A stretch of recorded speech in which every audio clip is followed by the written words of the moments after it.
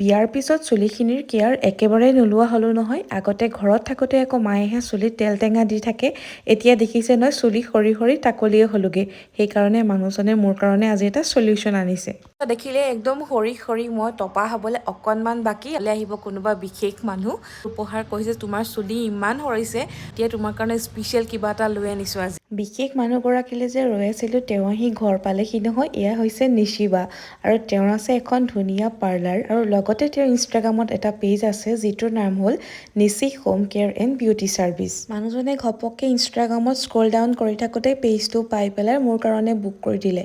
কাৰণ আমাৰ ঘৰৰ পৰা পাৰ্লাৰ যাবলৈ সুবিধা আছে যদিও তালৈ আহোঁতে যাওঁতে 2-3 ঘণ্টা সময় গুচিয়ে যায়।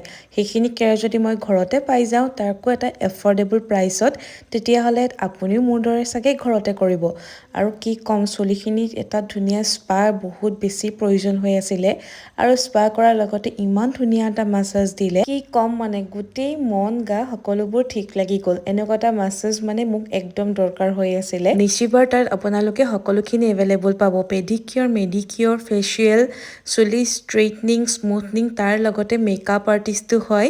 আপোনালোকে মেকআপ আৰু মেহেন্দিৰ কাৰণেও কণ্টেক্ট কৰিব পাৰিব। আৰু চাওকচোন স্পা কৰাৰ পিছত চুলিখিনি কিমান ধুনীয়া এটা শ্বাইন কৰিছে।